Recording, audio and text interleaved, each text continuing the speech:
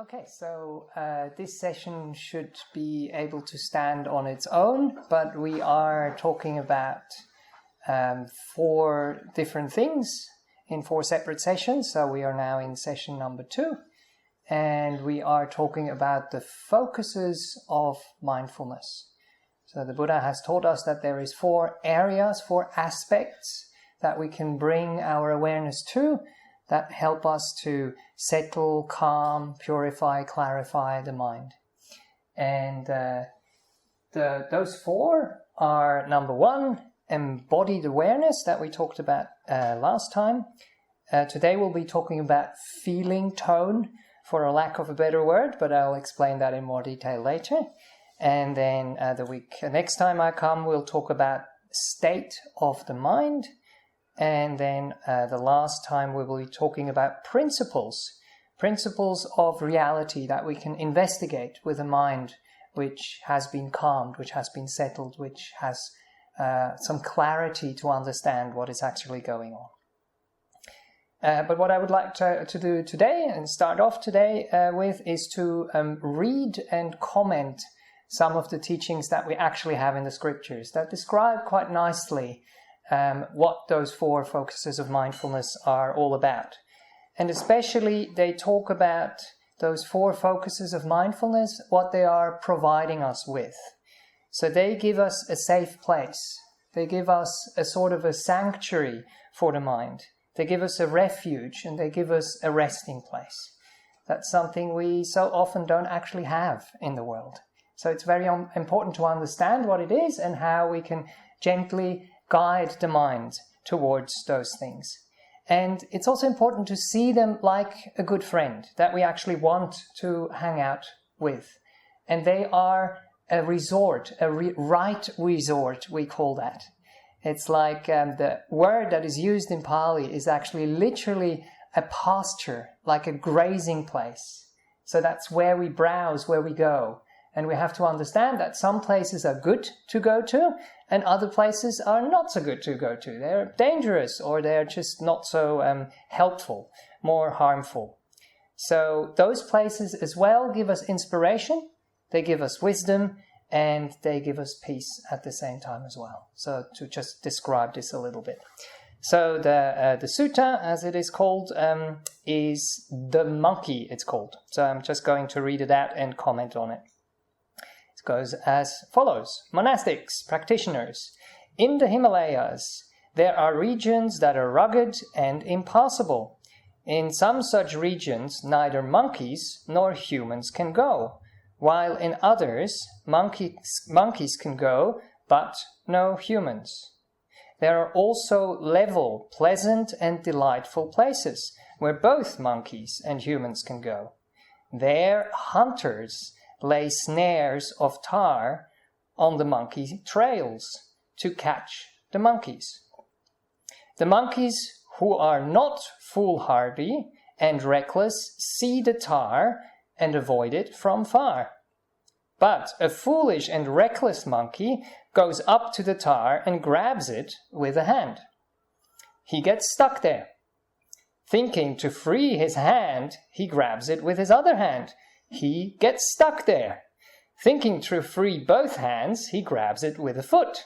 He gets stuck there. Thinking to free both hands and foot, he grabs it with his other foot.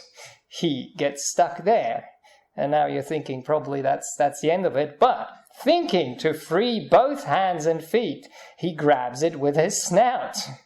He gets stuck there. That's a really mighty stuck monkey there, isn't it? What happens now? And so the monkey, trapped at 5 points, just lies there screeching. He'd met with tragedy and disaster, and the hunter can do what he wants with him. That's what happens when you roam out of your territory, out of your resort, into the domain of others. So, monastics, practitioners, don't roam out of your own territory into the domain of others. If you roam out of your own territory into the domain of others, Mara, which is like the personification of temptation in Buddhism, will find a vulnerability and get hold of you. And what is not a monastic's practitioner's own territory or resort, but the domain of others? It's the 5 kinds or strands of sensual stimulation. So the strands, it's like different things that come together and build a string. It's like the strands of a string. And so the Buddha explains what they are. What 5? Sights known by the eye, which are likable, desirable, agreeable, pleasant, sensual, and arousing. Same thing for sounds known by the ear, smells known by the nose, tastes known by the tongue, and touches known by the body, which are likable, desirable, agreeable, pleasant, sensual, and arousing. So when the Buddha talks about similes, the similes usually talk about things that come later. So we talked about these 5 senses now that go out into the world, that get dragged out into the world. And those 5 senses are the 5 points of that monkey that got stuck before. So, you should roam inside your own territory, your own resort, the domain of your fathers. If you roam outside of your territory, the domain of your fathers, Mara won't find a vulnerability or get hold of you. Now, the question is, how do we stay in our own business? That's one of those things that we also mention, in psychology and in other things. Sometimes we have to understand that some of the stuff is our business and some of it is not our business. We were just talking before we started here that there might be some commentary going on in our minds, or that we might be hearing stuff. And when we get dragged out by these things, now here we're talking about something that we like it, but the other side of the coin is that we don't like it. And then we get involved with it. And then we get stuck with it. And then all the other senses get stuck and involved in it as well. And then we're basically losing it because we are kind of coming out of our own territory. So, and what is a monastic's practitioner's own territory, resort, the domain of the fathers? It's the 4 focuses of mindfulness. So that's why I have chosen this one.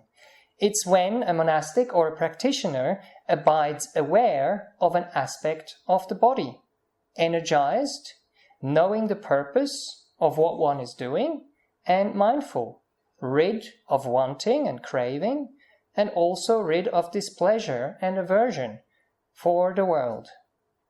In technical terms, that means giving up the 5 hindrances for the people who are familiar with those. So that is the safe place. That is our own business. And that's what I tried to describe last time. If we can get in touch with the immediacy of what is happening within our own bodies, then we can come back into our own territory, into our own world where we have a little bit more control. We don't have complete control over what's happening there, but a little bit more control, or quite a bit more control actually, than about all these things that are happening out in the world. The birds that we can't stop, the soccer sound that maybe is going to start soon outside that we can't stop, but how we react and the inner chatter and the inner commentary, there we have a little bit of agency about it. So, and then that applies to all the others as well. They abide aware of aspects of feelings or experiences of the mind states and of principles. And then the important thing is here, always when we practice this, then we have to make sure that we are energized.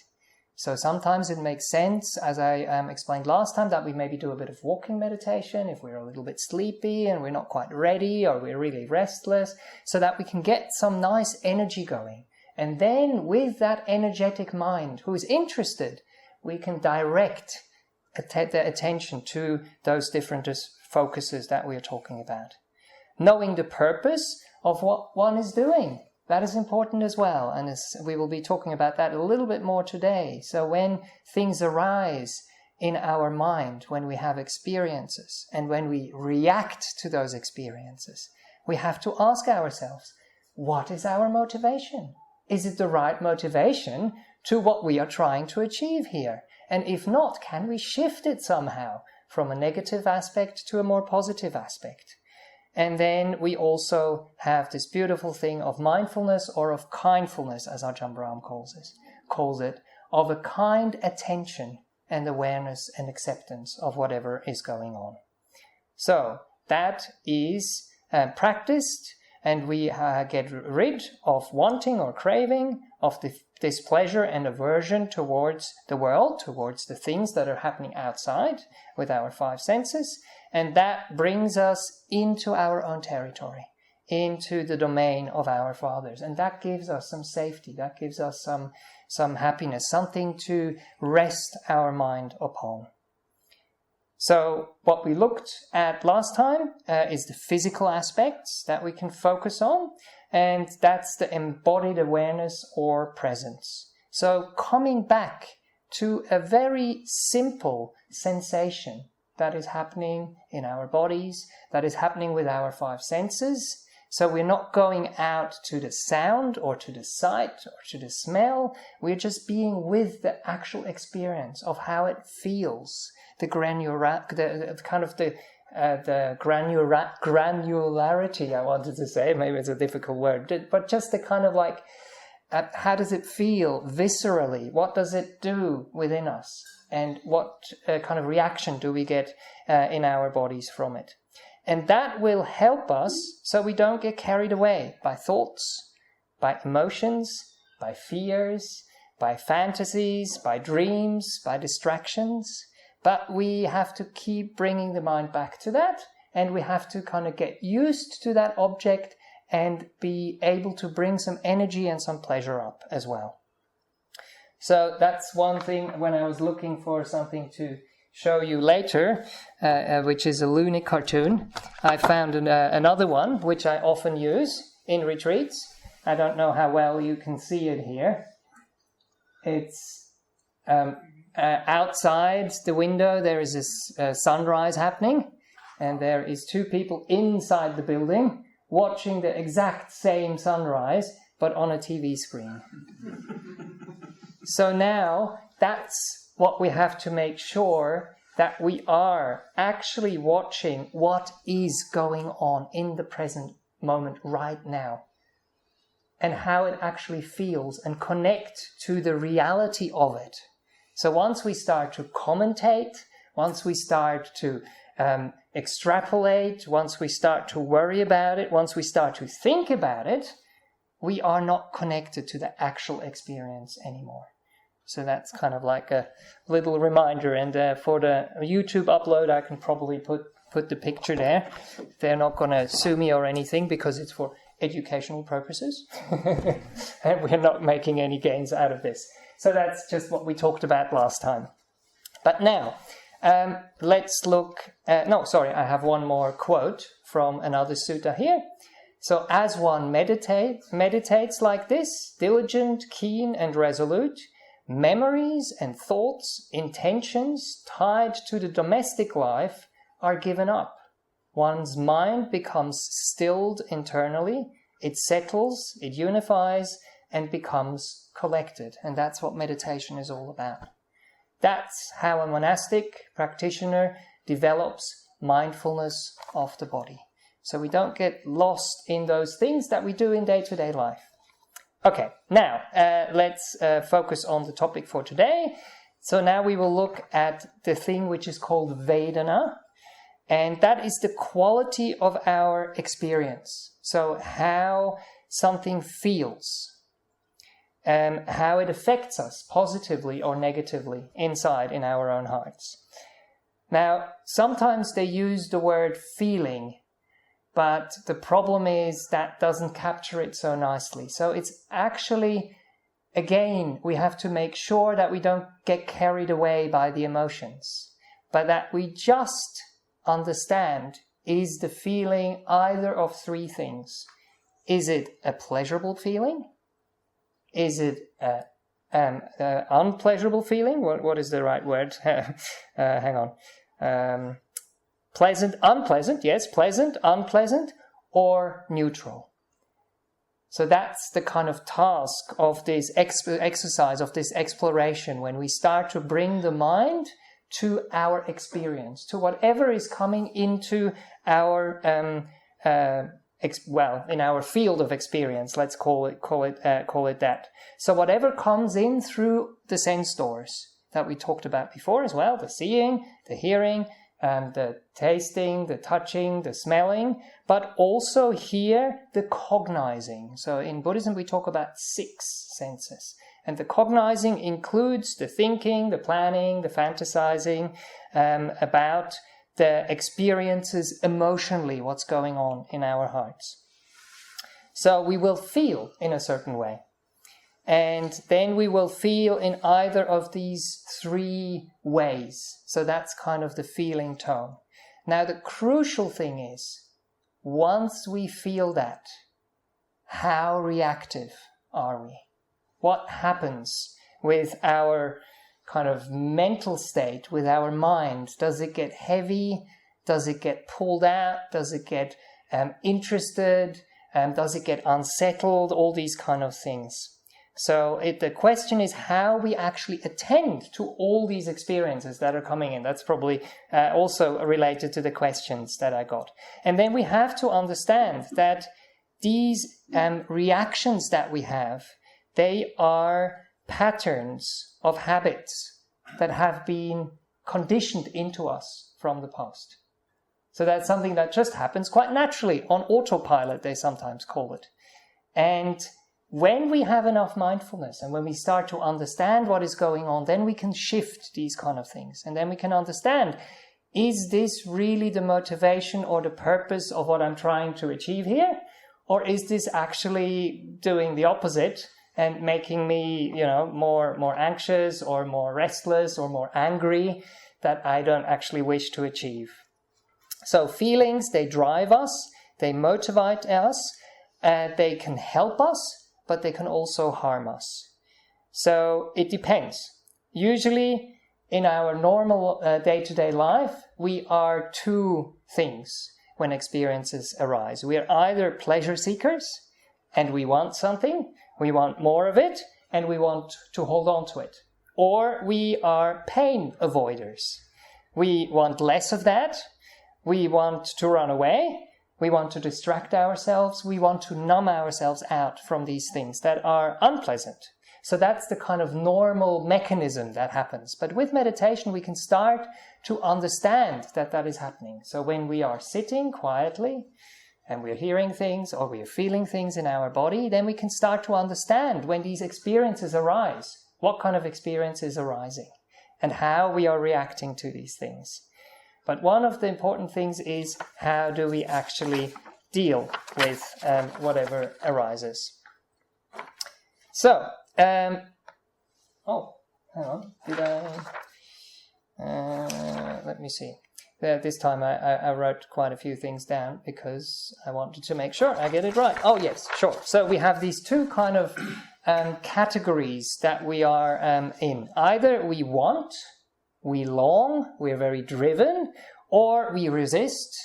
We have like a pressure, an internal irritation, fear, or a struggle. So that's the kind of general responses.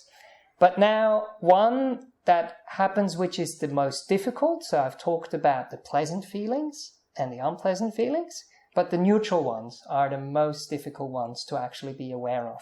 So usually what happens when something is neutral, as I think explained last time, we are bored. Nothing much exciting happening, nothing much kind of which drive us into anger or irritation, so we're just kind of like and we are deluded about what is actually going on. And that already can kind of border into unpleasantness. So we fall asleep, literally, or figuratively. We kind of switch off, and we want to do stuff. We want to get involved. We want to be in control. We want to create. We want to be. We want to experience. So that's the most difficult one to be aware and to understand. So, but now what is the way out of all this? And that is non-reactivity. Just being present, understanding what's going on, and just pulling back for a little minute without getting involved and getting kind of like pulled into old habit patterns that we already had. So I sometimes call that being responsible.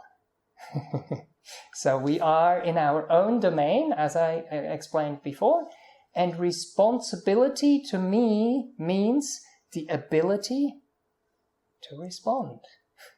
So we make sure we don't react blindly to what is happening, but we actually respond in a way that we feel is appropriate, that we feel is kind, that we feel is helpful in that situation. But for that, we need some wisdom, we need to be calm, and we need to be skillful. And that's what we can learn through calming the mind down through meditation. Because then understanding can arise, then clarity can arise, contentment and stillness as well.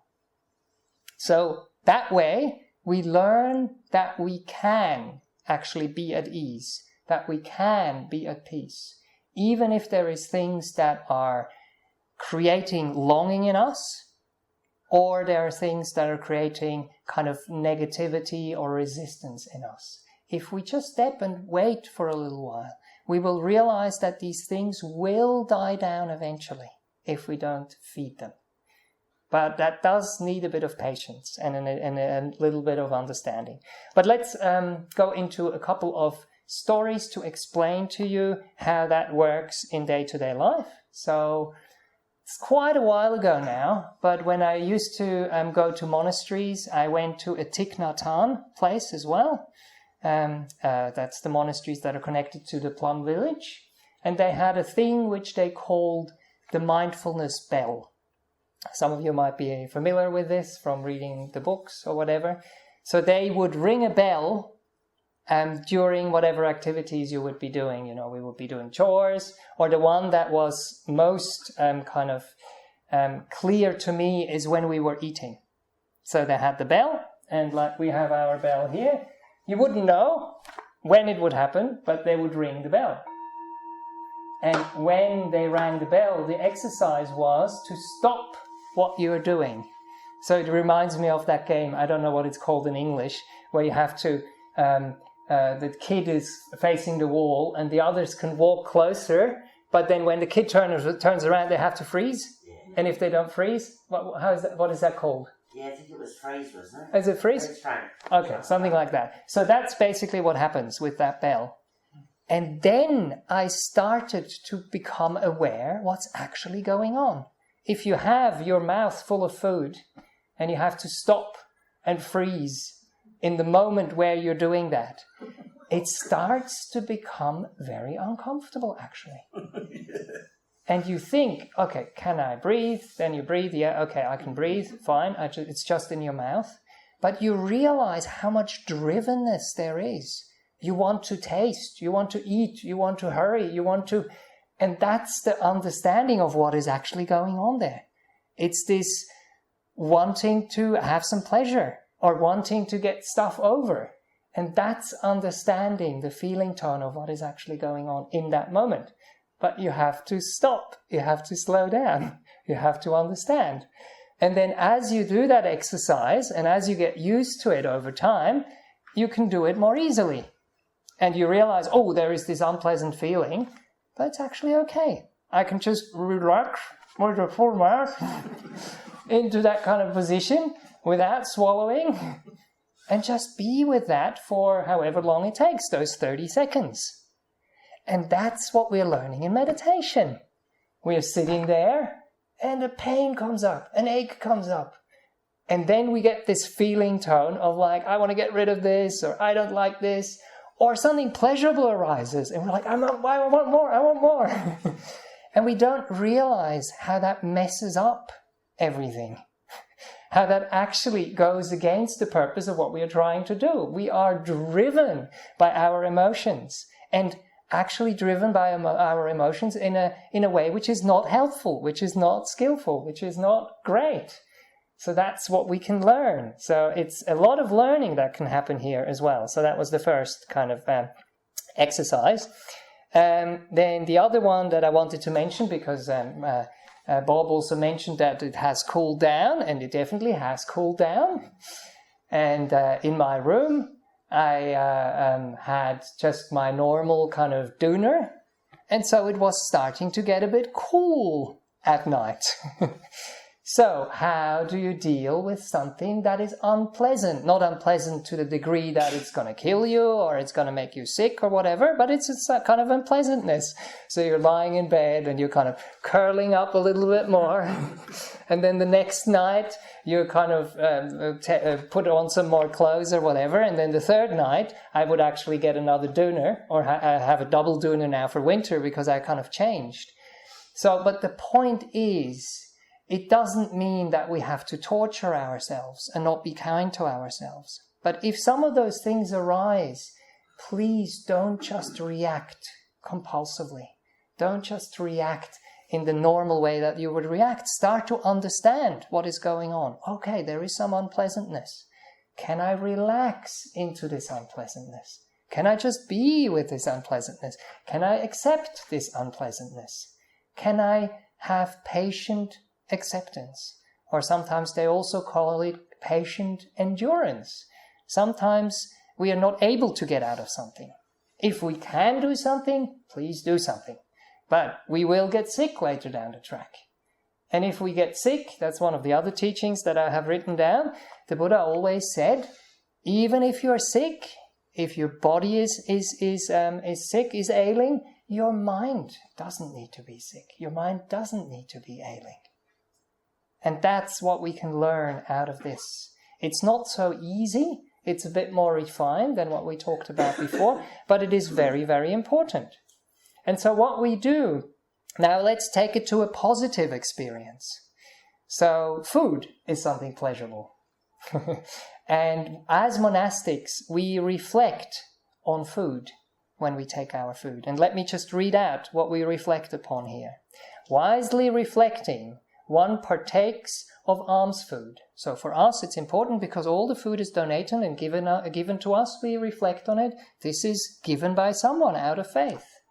But it's given not for entertainment, not for intoxication, not for the sake of beautification, not for becoming attractive, but just for the support and sustenance of this body, for keeping it free of harm, and for supporting the monastic life.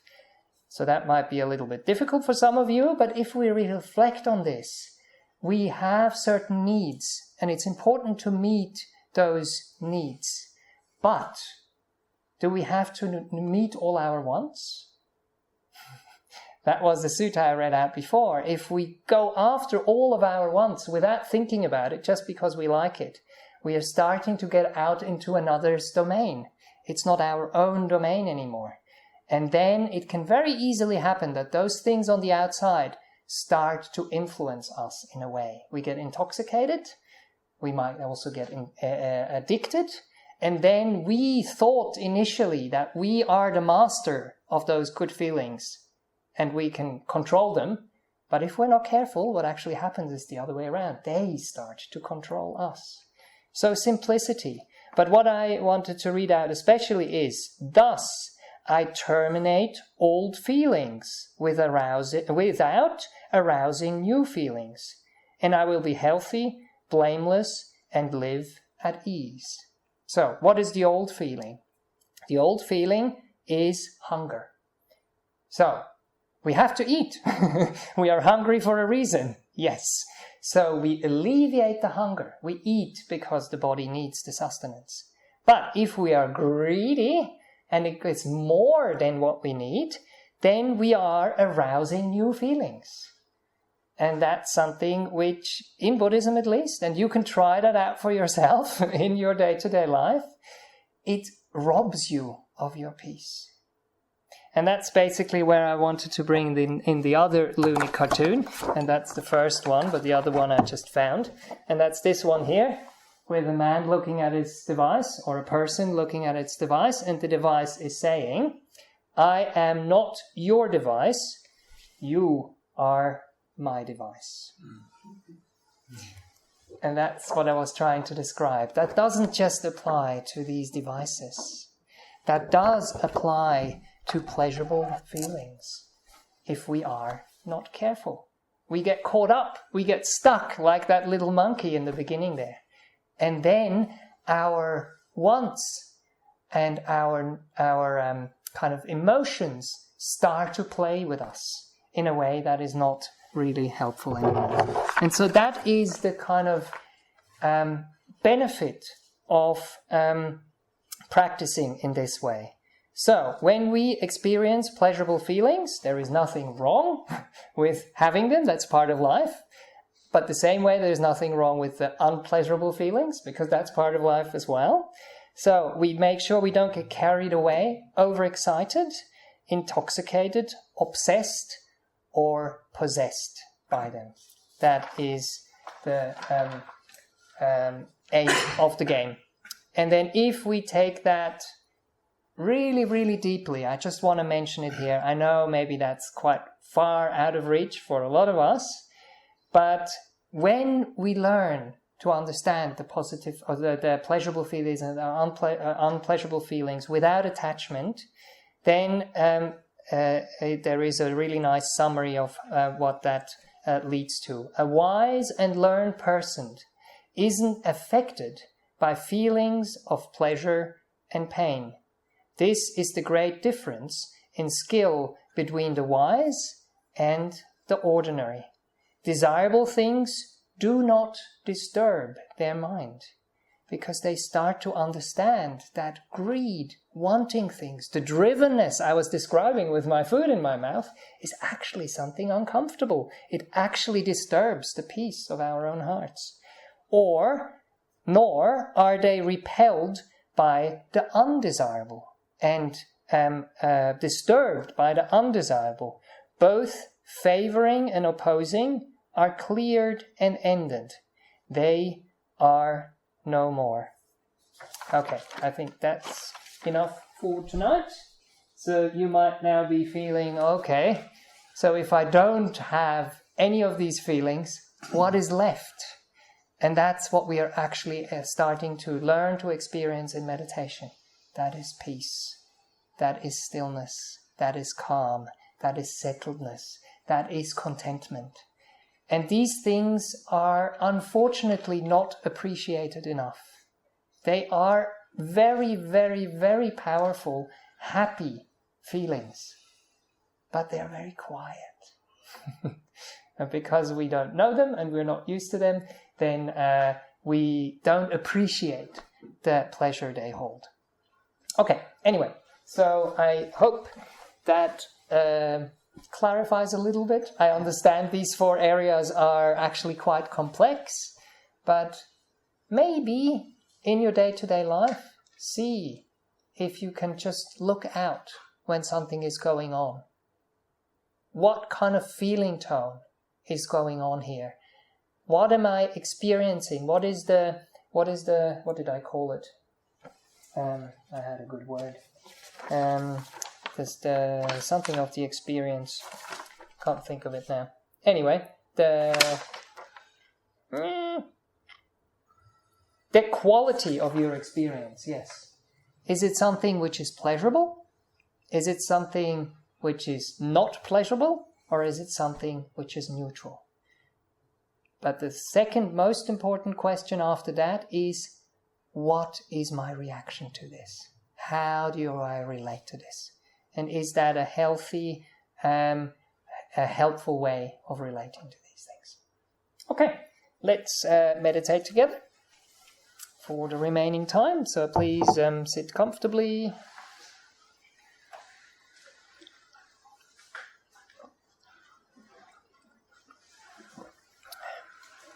And let's see if we can also apply that to our meditation a little bit tonight. So we get an experiential understanding of what is going on. So I invite you to close your eyes.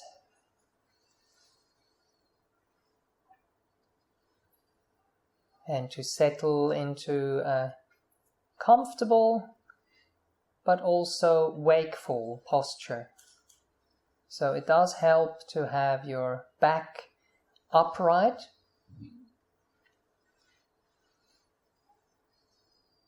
So if you're sitting on the floor, it's maybe good to support your hips a little bit so they are comfortable and that they find a nice balance, a nice uplift. To be straight but not rigid. If you're sitting on a chair, I invite you to have your feet planted on the ground so you feel grounded. And then same here, you support your lower back, you support your hips in such a way that you are straight, alert, upright, in a relaxed way, however.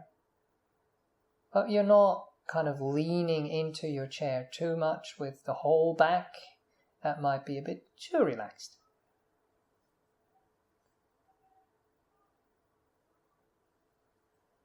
And then you can settle in to this posture of your body.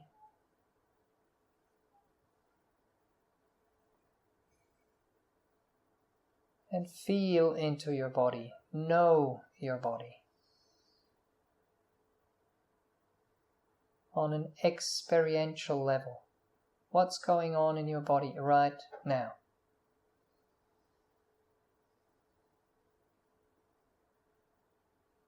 And then making sure that we are not just aware, but that we're also kind. That we're supportive.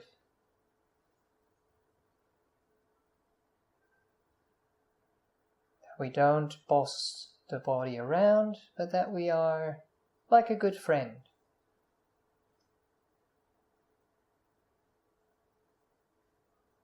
Who wants to hang out with the body, but make sure at the same time that it feels at ease, that it feels peaceful, that it can relax.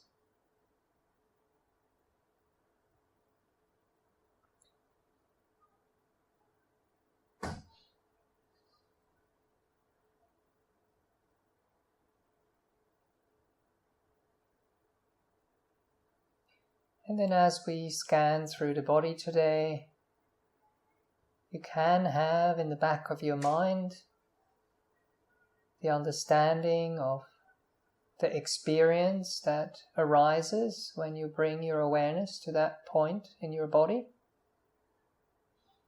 And it might be neutral, nothing much going on there. It might be pleasurable, or it might be unpleasurable.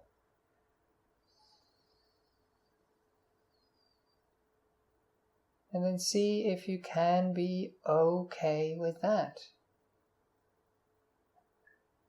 without falling into an old habit pattern of liking, of longing, or of resisting, being irritated, feeling some unease. If it's pleasurable, that's fine. If it's unpleasurable, that's fine too. If there is nothing going on, fine. Let's make sure that we just feel, just understand what is there without adding anything on top of it. Without making it worse, wishing it away, trying to prolong it, trying to run away, or kind of not knowing what's going on because not much is going on. Just rest with your body.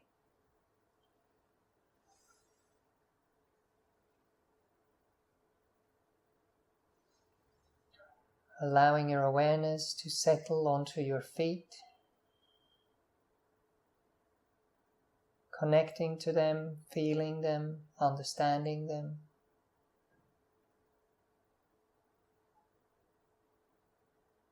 What's going on down there?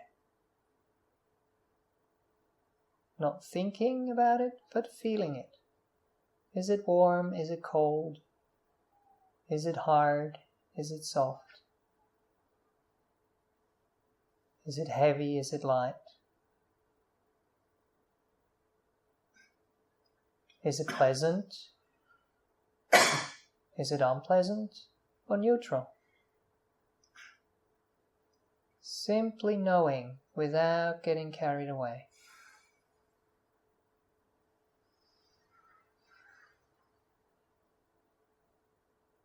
A kind non-reactivity.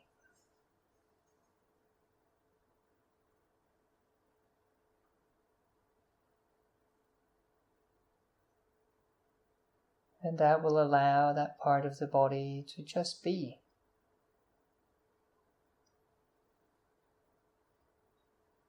Hopefully feeling at ease, at peace, and relaxing a little.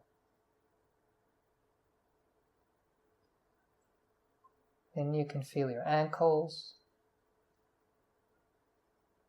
Same here.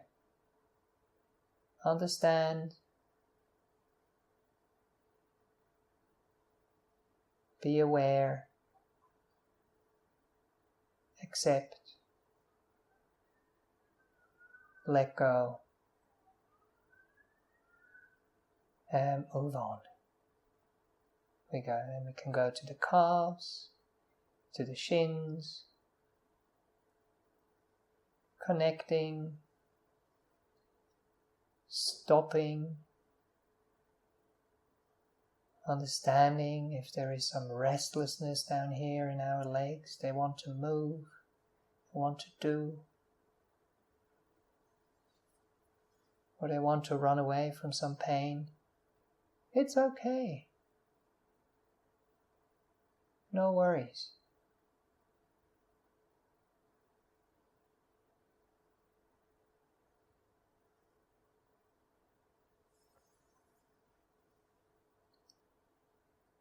And when we just watch, when we just understand, when we care, then things can settle.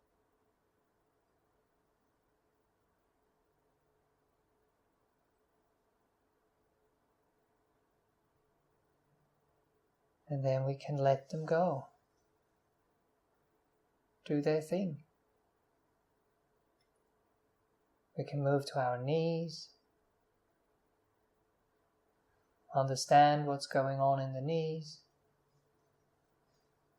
Wiggle them a little bit if they need that, which is fine. But then we let them rest.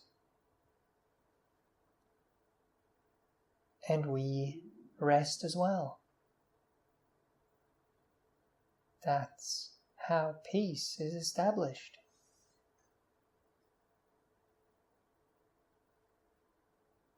Being okay, being at ease, contented.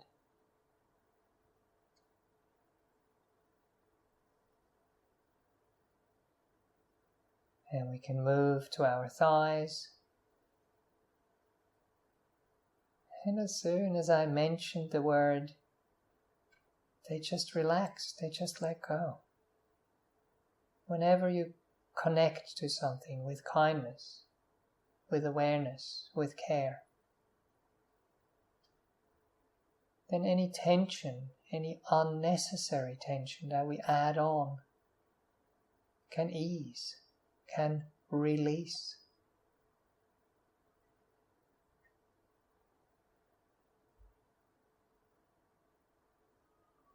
And then there might even be some pleasantness arise. But now we don't want to hold on to that either, or tense around that because we don't want to lose it. We just let it be.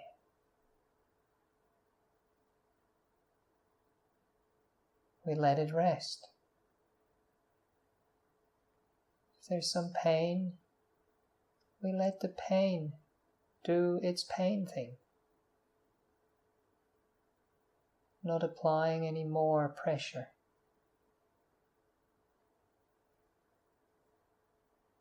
giving it room, accepting it, caring for it.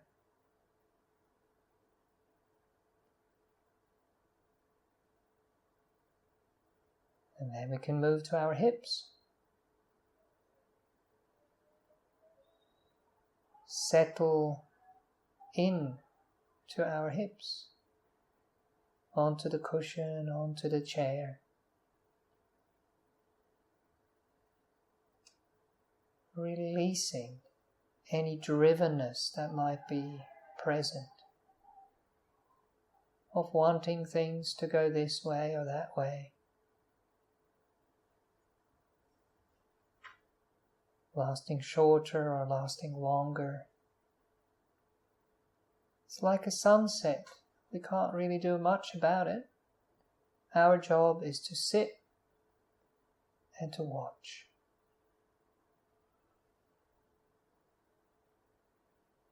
To feel, to see the sunset. To feel, to see the sensations in this area of your body. The experiences that arise in your mind connected to this part of your body.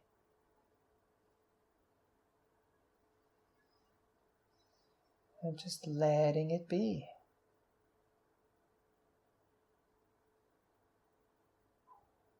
Letting it go, letting it settle. And we can move to our lower back, to our belly, to the whole digestive tract. We might be feeling pleasantly full. We might feel some discomfort in this area. We might also feel nothing much going on. But we just stay for a little while, looking at this area with kindly eyes, with non-reactivity, with non-involvement.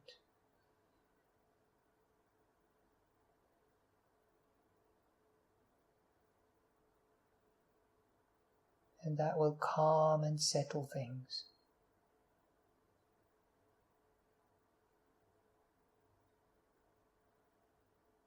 To the extent that is possible. It doesn't have to be perfect. We do what we can, and then we let go. We understand as it is, it's good enough.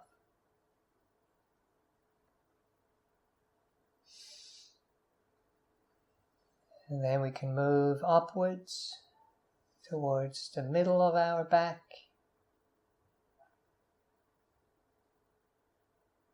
the lower chest,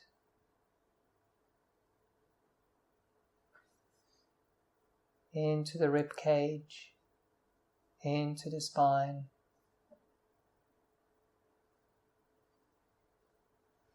Connecting, feeling, understanding.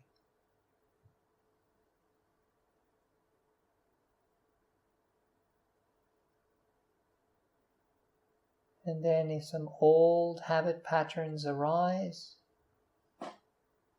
let us just not play game, play ball, don't get involved. Just stay with what is happening right now in that area of your body.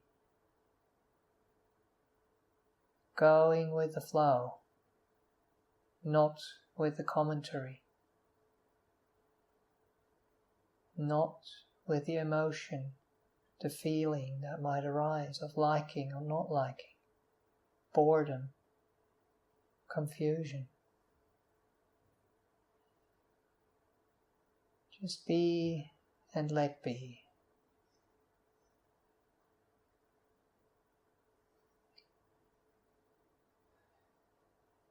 And maybe with a couple of deep breaths,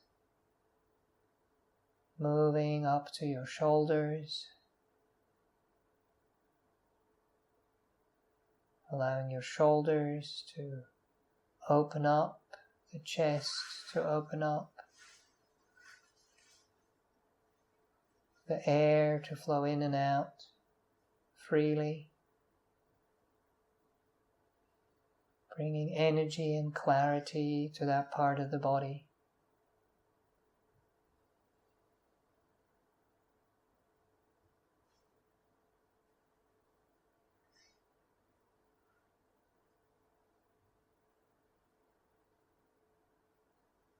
And then letting it be, letting it go, letting it rest. And moving on to your arms, left and right, from the shoulders towards the elbows, feeling the bone, feeling the muscle, feeling the skin.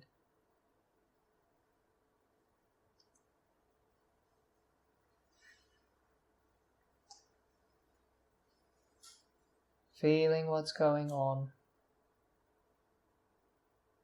with patience, with non-reactivity.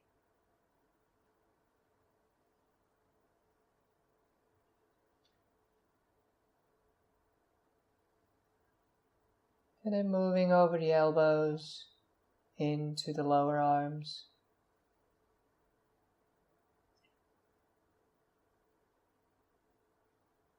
Maybe it's easier now to connect to them,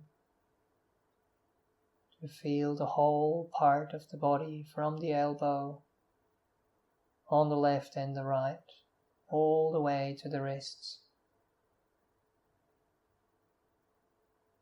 Feeling the energy which is there. How does it feel? Is it pleasant? Is it unpleasant? Is it neutral?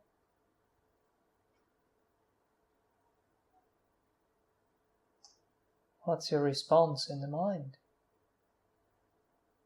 Can you kindly accept whatever is there?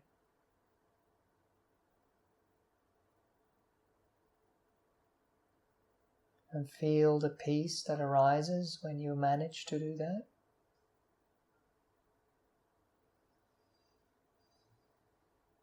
And then moving into your hands, into the palms, into the fingers, into the backs. What do you feel here? Is it just a blob of energy? Can you distinguish the different hands or not? Doesn't matter. We just watch. We just understand.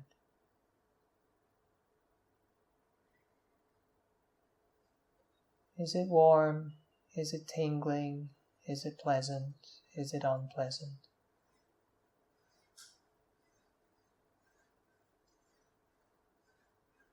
And then see if you can just let it be as it is.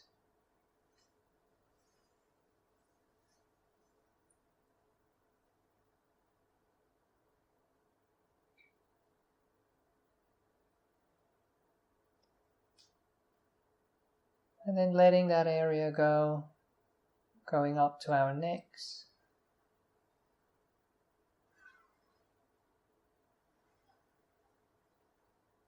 Connecting to our necks. Maybe stretching them slightly.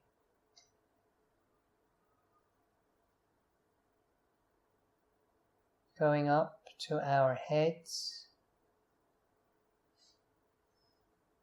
Feeling the back, feeling the sides, feeling the top.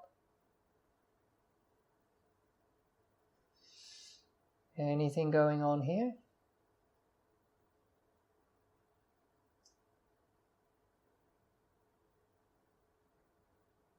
Can we stay and be interested and open even if nothing is going on?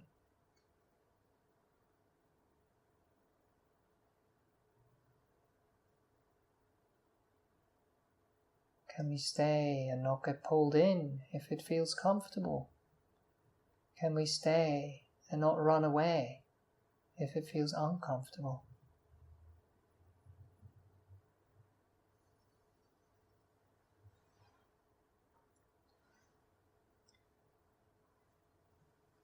And then let's move to our faces, to the forehead, to the brows, to the eyes, to the nose, to the cheeks, to the mouth, to the chin, to the temples, to the ears.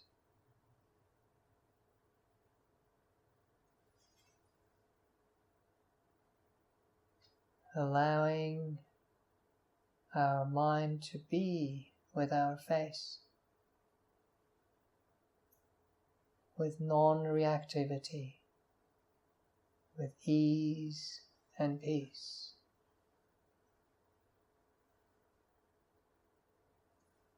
With contentment.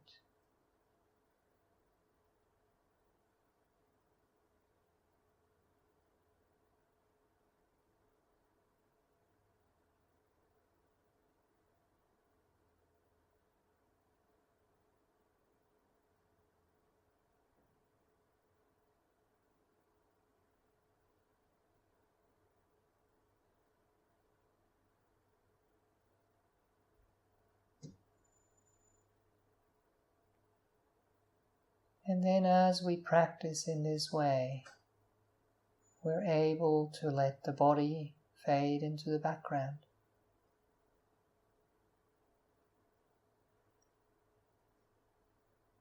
And as we are doing that, we can allow a little smile to form on our lips. The smile of understanding. The smile of wisdom, the smile of contentment, ease and peace.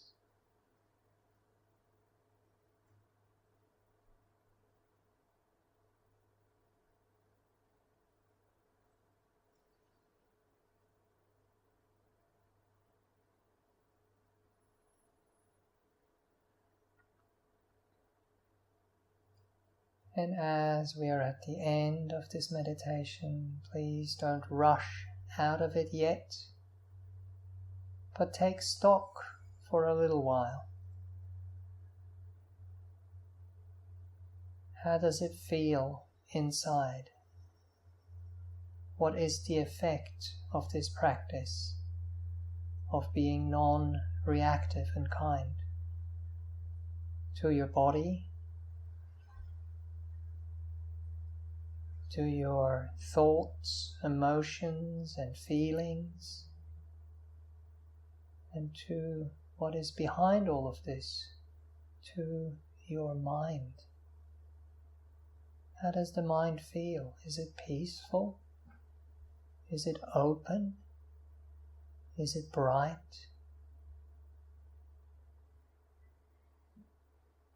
Is it narrow? Is it tense? Is it restless?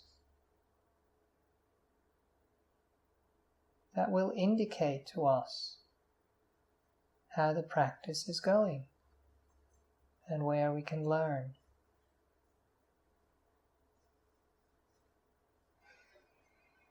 To develop these beautiful feelings that are unworldly. They're not connected to our five senses and the liking or the not liking out in the world. They are internal.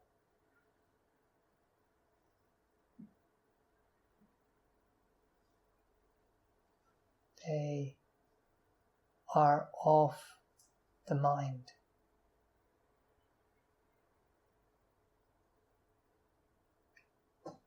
And they are safe and recommended by the Buddha. Peace, stillness, contentment, ease.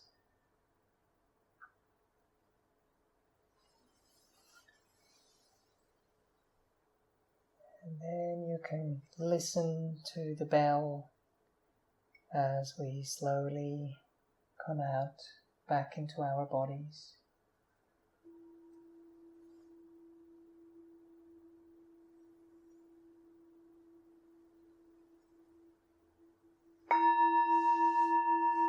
Back to our senses.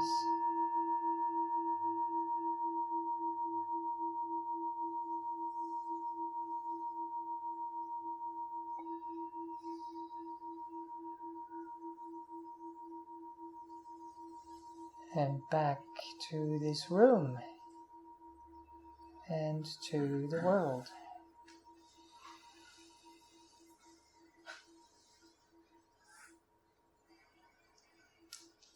Okay. It is actually quite a powerful tool, this one. It's not so easy,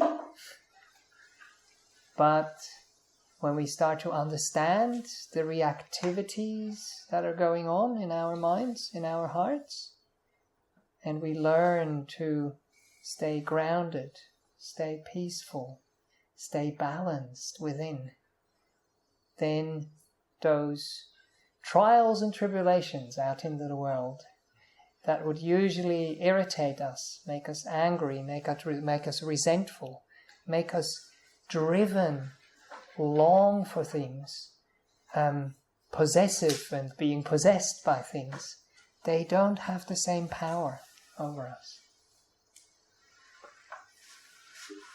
Okay, that's what I have to offer for tonight.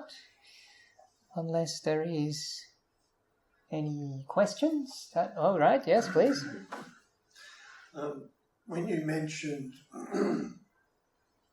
quality, yep. To look at it, the quality of it, yes. Doesn't that suggest that we should then start to rate it? No. It's just an understanding what we are dealing with. Because once we are starting to rate it, we're already caught up in it. Yeah.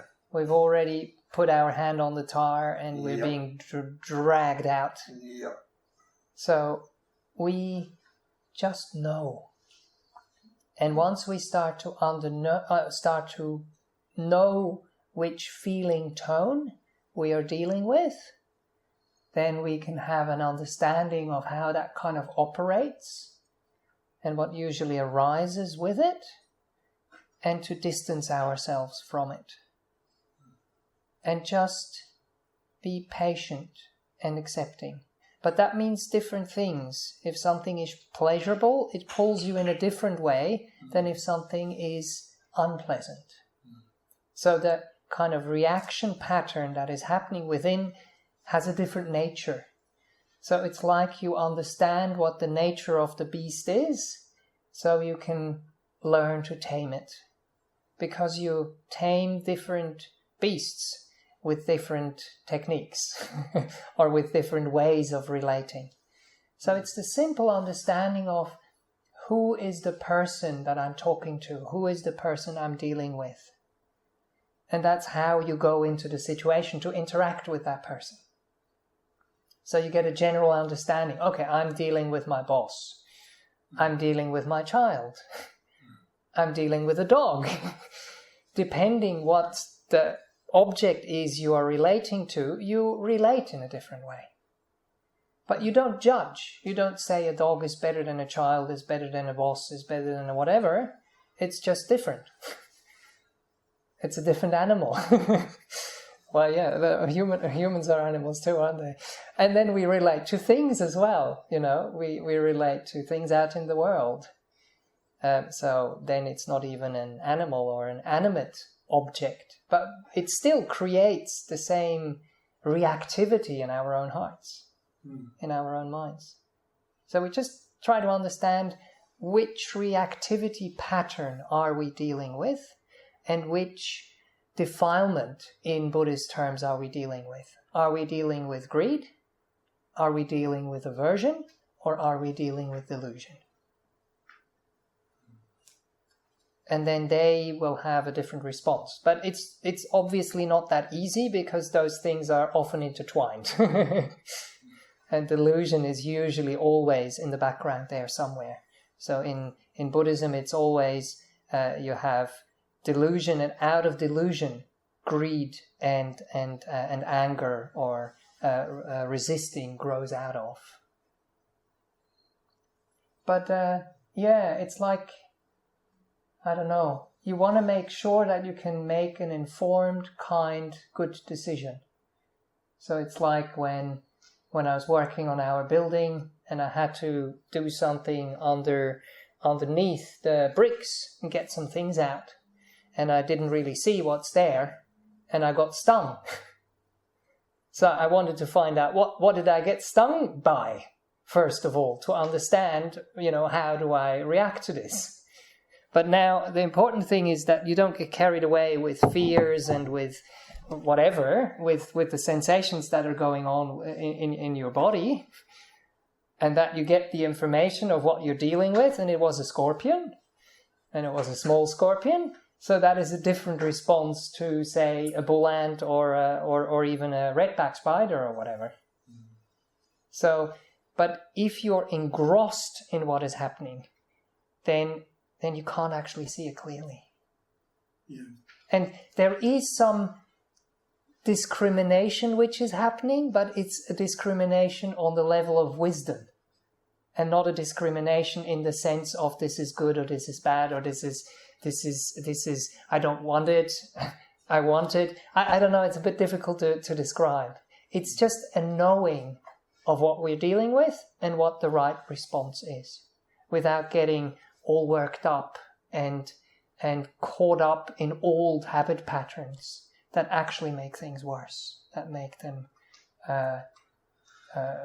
basically go more out of hand. It is correct that when I was stung, that it was unpleasant and that I needed to act.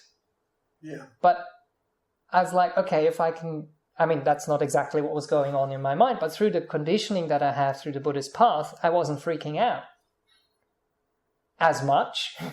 And I had some time to actually, be with, okay, this is how it feels. Does it feel really really strong? What is the thing that did it, kind of thing? Yeah. Anyway, I hope that helps a little bit. Sorry, I saw another hand go up in the back there. I was going to continue with the whole beast and taming the beast and sort of knowing yourself, right? So you're not reactive. Yes. So in everyday life, in a real situation, when you're dealing with your partner, for example. Correct. Which is probably the most challenging time. Family, partner, yes. And so you know the beast, and you come forth and you're like calm and it continues not to have the response that's needed to not let the beast out, right? So how do we manage, how's that managed, because the reality is we're human, right? So we can only go so far before that's kind of like twisted and poked. Yes. To the point, especially if you're tired. Yeah, correct. All of these correct. things. So yes. I understand, your concept. It's just that, it doesn't always. No. We mess up. That's life. Yes, and we get caught out, But then once we realize we've gone into an unwholesome habit pattern, we're already winning. Once we've realized. If we got carried away and we lost it completely, okay, then we go back and we apologize and We kind of go back to the situation. It's like the explosion has happened, the damage is done. You just get out of the danger zone for a little while, and then later you come back and clean up. Because if you're going straight in as the bomb went off, it's going to be chaos, and you're just creating more turmoil. So there you have to be really patient and protect yourself and protect whoever else is in the situation and get out of it. That's the best way. But of course, we find out earlier or later. But then it's very important that we don't get down on ourselves or that we don't start to blame the other party too much, because that just aggravates the whole situation. So, we really, really need to calm down. We really, really need to get our own motivations straight, try to understand what is happening with the other party, and then come to the table and discuss it later down the track. But then, of course, some situations, they don't work. And we realize that the other party is behaving in a way that is not okay and that we don't want to engage in. And then we have to have some boundaries. Then we have to have some negotiations. Then we have to have some discussions. But they have to happen when we are in the right mind state, when it is the right time, when we have the right motivation. So sometimes it's best to explain what's going on for us and say, I'm really angry, I'm really agitated at the moment, but I really don't want to hurt you or hurt myself at the moment. Can we please just leave it as it is and have a chat about it together once things have settled and calmed down a little bit? Because then we have more clarity, then we have more kindness, then we have more understanding of what's going on in our own hearts and what might be going on for the other person, that they can express that without it feeling like an attack. I know these situations are really, really difficult, and they do arise. And especially with our partners and with our families, they are very ingrained habit patterns, where we have a certain habit pattern and they have a certain habit pattern, and we kind of press our buttons and we feed these things within each other. So it's tricky. Sometimes we need a third party to come in, where we feel a little bit of respect, because sometimes with the people we are close, we lose the respect for some reason, and we just kind of go straight in. And we would never talk to another person the way we talk to them. And then if a third party comes in, we kind of behave ourselves a little bit more. So find any kind of skillful means to take the explosiveness out of the situation, the stickiness, the drivenness, the anger, the resentment, whatever those unskillful feelings are that are natural and that arise. Yes. This is the human condition. Yeah, I hope it helps. I know I can't. These things are problematic. I think but I'm getting, be kind on yourself. Yeah. That as well. Yes, yes. Because the more we hurt, and the more we don't address our own hurt, the more likely it is we cause hurt. It's very, very important to take care of ourselves. Compassion doesn't just go to people outside. It involves all beings involved, ourselves included. Yeah, that is important. It's kind of chicken and duck situation. Okay. Like as Ram said. Yes. Where does it? It's chicken and duck. Somebody says chicken, somebody says duck.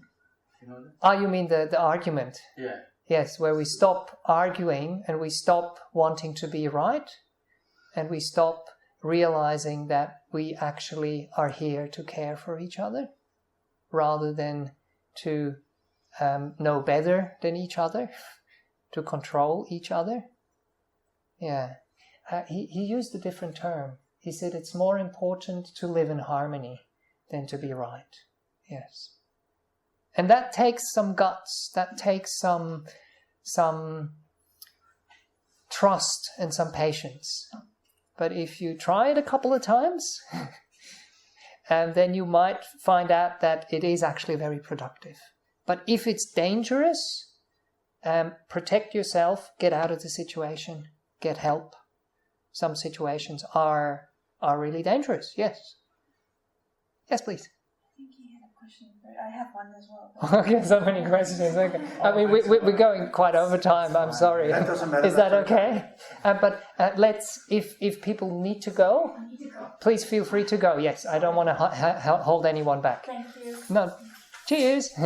But okay, so where are we? Which one? Okay. Sure. If you could speak on drowsiness. Drowsiness, yes. Yeah, short of getting up and walking. Yes. Do you recommend? Yes. Or what is that? What is the deeper thing?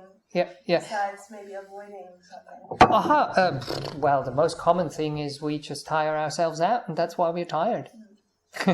So the remedy for that is to not tire ourselves out so much, to protect our energies, to focus on the good in our lives and in other people, and to let us be energized through that, to not do all those things that suck out the energy out of us, physically or mentally.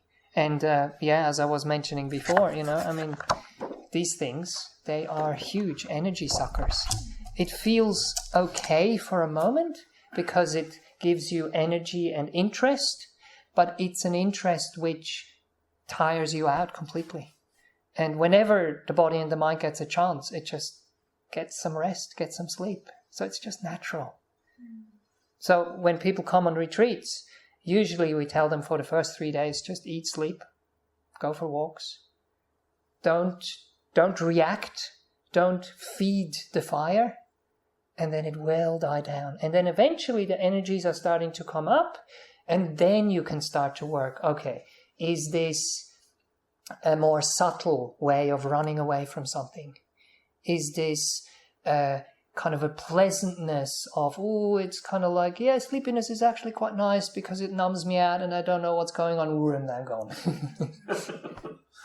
But that happens once the mind is more established, once the energy level is more balanced. So don't be hard on yourself when you just come to a class like this. I find it easier in the morning rather than at night. Great. That's probably Great. Because I like bedtime already. Yes. And your voice is so soothing and calming. Right.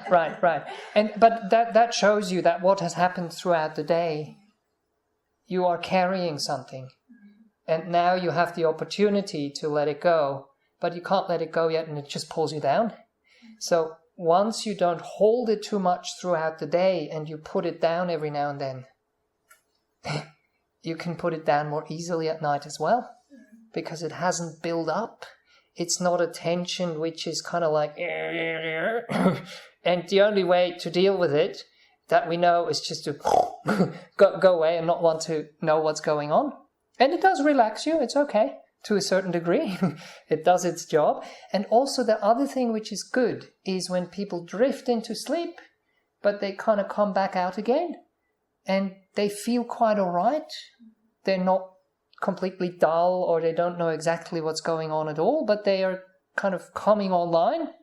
Then it's okay. Then it's what the body and the mind needs to do at that time.